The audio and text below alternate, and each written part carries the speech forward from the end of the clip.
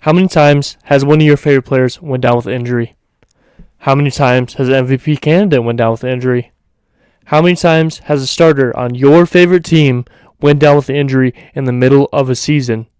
Okay, now those questions are all very important questions. How many times, under any of those circumstances, has that player missed significant time in the playoffs due to an injury during the regular season? So, what I want to talk to you about in this video is why I believe it is time for the NBA to finally shorten the season. Now, you might be wondering, why and how much? Now, I'm not recommending that they cut it in half. I don't think there should be 40 games in the season. I think the sport does great having so many games, but I think it should be shortened a little bit, and even if it's just a test run. I mean, the NFL just added one game to a season, so you might be wondering, why are we shortening another season of a different sport? Well, the NFL only plays 17 games now. The NBA and the NHL play 82 games in a season. Now, I'm not even going to bring up baseball. I'm not a huge baseball fan, but they play so many games. But oftentimes in the NBA, and I'm strictly talking NBA at this point, not the NHL. That's a different topic. But in the NBA, oftentimes players will get injured or have to be rested way too often. And I think by shortening the season, even to somewhere around, let's say 66 games, okay? That way you play every team in the league twice, one home, one away, and maybe your division you play 3 times. Okay? That sounds fair, right? Yeah, sure, it's less games. Maybe each team is making less revenue. But you're not constantly having players getting injured for long periods of time, missing games. You're not having starters rest because they have to be ready for the playoffs. And especially, you're not having your star player get injured right before the playoffs. This is all terrible scenarios to have happened. And I want to talk to you right now about how it can be changed, how I think it will be changed for the better, and a lot of the reasons why I do believe it would be useful. Now, if you can't tell, if you are a returning viewer, I am in a different location. The lighting on some of my old videos was very off. It seems like similar scenarios happening right now, which I think I could fix. Okay, that's a little bit better. But I'm trying to test lighting from different points of view. I see I have a shadow back here, but that's not a big worry. It was oftentimes I would get just completely whitewashed, and you couldn't see anything but maybe a little bit of my goatee and the color of my shirt, just because how bright the light was above my head. So I'm going to test some things in different rooms, find what the best angle is for the full video, and then I will add a light in that spot in the old room, and we're going to get back to doing that. So there might be a couple different spots over these next few videos. Don't be too worried about it. Thank you for tuning in if you are a returning viewer. But let's get right into this. Don't want to waste any more time. Injuries. We're going to be strictly talking about this season because that's the easiest thing to do. So far, there's about 71-ish games played in the season. The Heat have played 71. Some teams are going to play a little bit more. Some teams have played a little bit less. That's kind of irrelevant. So we're going to be talking about some of the big players, the amount of games they've missed so far. Paul George missed 46 games. Damian Lillard missed 40 games. Kevin Durant missed 25 games. MVP candidate right there. Steph Curry, I didn't write down his number. He's MVP candidate. He's missed quite a few games too. Anthony Davis missed 33 games on a Lakers team that's really hoping to make it into the playoffs. Bradley Beal missed 27 games. James Harden missed 13 games. Jimmy Butler and Bam Adebayo, respectively, missing 23 and 25 on a Heat team, which is first in the conference, but you got to wonder how much better they'd be with them not missing those games. Lonzo Ball on the Bulls team, my favorite team, missed 35 games. Is that a big reason why Bulls aren't doing so well? We'll get into that a little bit. LeBron James, MVP candidate, missed 17 games. John Morant, another MVP candidate, missed 15 games. As you can see, lots of great talent are missing games because of injury and because of forced resting. And I just don't think it's needed. I think maybe you shorten your season, 66 games like I recommended, 16 games less, 8 less home games, 8 less away games. And sure, maybe the NBA is making a little bit less money, theoretically, but by doing that, you're getting the best competition consistently, less chance of injuries, all that sorts of things. And just for example, right now we're at 71 games. If we did 66 games, we'd already be about to enter the playoffs. One thing I do want to add, just because it'd be 66 games, I still think it should be the same length of time and just get rid of some of the back-to-backs. Maybe give some people a couple 3 days in a row off and then a game back. Just a little bit more consistent resting, I think, would be the best way to do it. But if we were doing 66 games, Steph Curry just got injured a couple games ago, wouldn't have got injured. They'd be in the playoffs right now. I think Kevin Durant just got injured a couple games back. Again, they would be in the playoffs right now. That injury wouldn't have happened during the regular season. So I just think it would be good for the fans, the players, and the league in general for competition if it was shortened a little bit. That way you're consistently having your best players on the court. There's going to be freak injuries. There will always be freak injuries. That's not my point. The point is they won't be as many because there will be less games. You're not putting so many minutes on each person, so many games, things of that nature. And oftentimes you're seeing stars get rested. LeBron James, perfect prime example of that, always ends up taking a lot of time off throughout a season just so he can rest. I mean, he's a lot older, but it still goes for some of these younger players. Resting. Zach LaVine's rested a lot of games. He has been injured, but he's been resting because he has the opportunity to, because the games don't really matter throughout the whole year. I mean, you could start the season, theoretically, you could start the season as a top team 0-20, 0-15, okay? And you could still make the playoffs at a very high level because it's just so long that the games don't matter at the front of the season.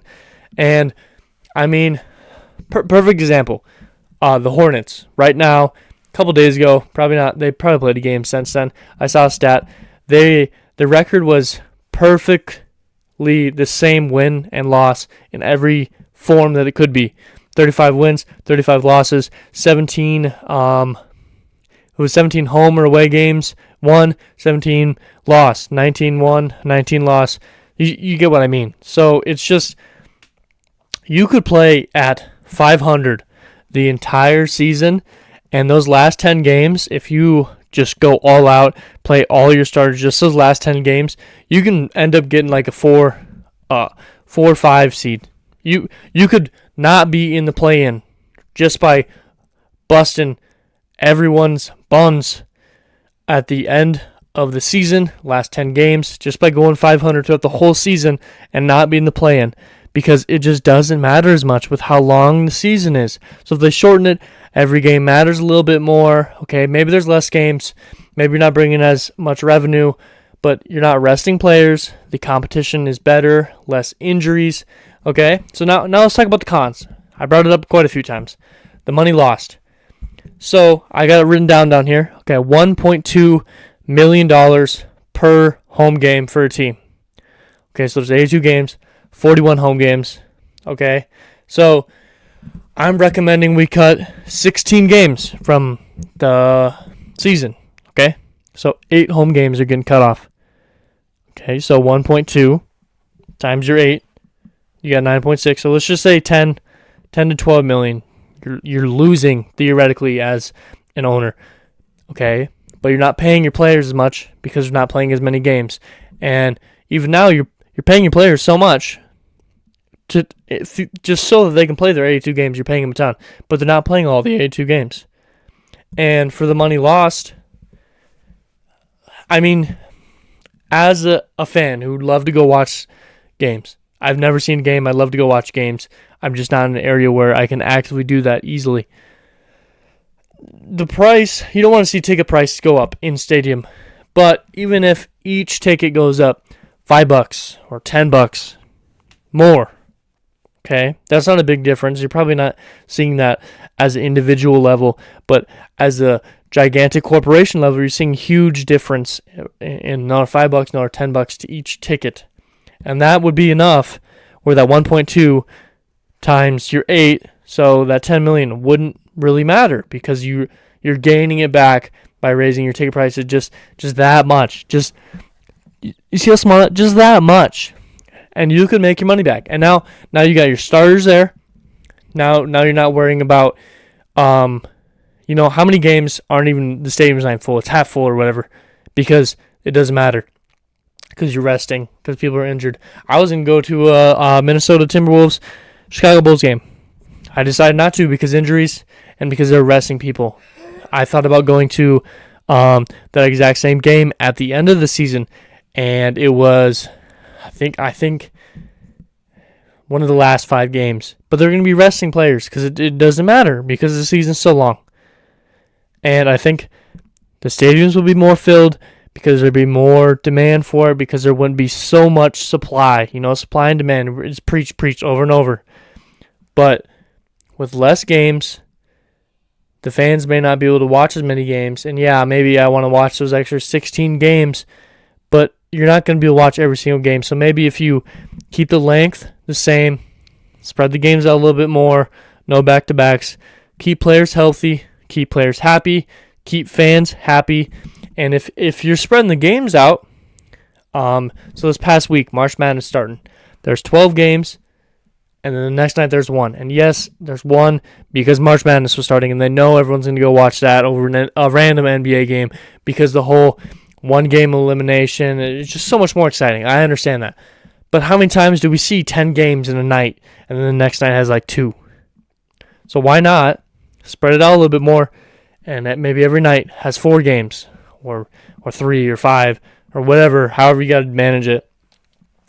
And now, since Game Pass is the primary source of watching every game, as somebody that doesn't want to buy Game Pass because I can't watch every game anyways, and I just watch when it's on live television as TNT or ESPN, if you're starting it out and you got 4 games a night, there's a 50-50 chance that your team plays that night that it's going to be on live television.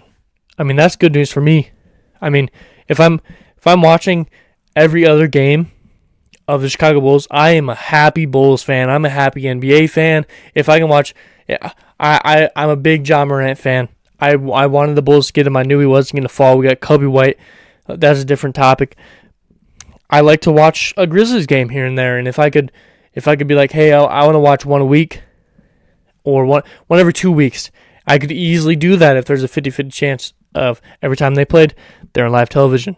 And again, you're probably going to have more fans watching because you're going to have more eyes because their favorite team's playing more often.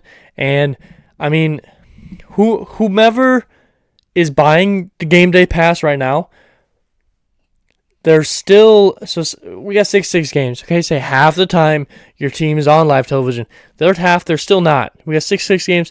There's still 33 that they're not. So whoever's buying that Game Pass is probably still going to buy Game Pass so they can watch those other 33 games. So you're not going to really lose any money on that Game Pass. And you're going to earn your money back on your seats if you raise it a little bit.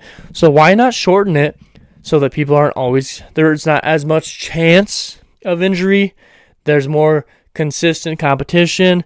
I just think I think it's time. It's been a very long time, and I think it would be a very good thing if they would finally go through with it. We saw happen in the bubble. There wasn't as many injuries, and it worked out because not everyone, most people were able to play in the playoffs because they didn't have that injury right before. I mean, as a Bulls fan, there's always the what if Derrick Rose. I mean, everyone's heard it a million times. Okay? But maybe it's not, what if Derrick Rose didn't get hurt in the playoffs? Maybe it's, what if Derrick Rose didn't have to play an extra 16 games during the regular season and had more time to rest? Okay, yes, his injury was a freak injury, but it was a bad landing. But maybe less miles equals less damage before that landing, and then that landing isn't so bad because he wasn't so worn out. And that goes with everyone. Everyone that goes with, you're not putting yourself in so much harm's way. Okay, so if I drive my car 5 times a week, and you drive your car 20 times a week, and the chances are identical for us getting in a wreck, who's more likely to get in a wreck? Whomever was driving 20 times each week, because they had more chances to have it occur. So you understand my point. So I think it's time. And you could say the same for the NHL. And you could probably say the same for baseball, but I think baseball is kind of a different story because it's not contact as much unless you're like a catcher or things of that nature. But maybe it's time. So why not do it? So thank you for tuning in, and thank you if you did watch to the end. I hope the video quality wasn't as bad. I think the lighting might have been a little bit better, which is good information for me to have. But thank you for tuning in. I hope I put a smile on your face. I hope I taught you a little something, made you think about a little bit of something. Go ahead and leave a comment down below if you think I am stupid or if you agree. And if you do agree, how many games do you think it should be? So thank you for watching. I hope I put a smile on your face. Be safe out there.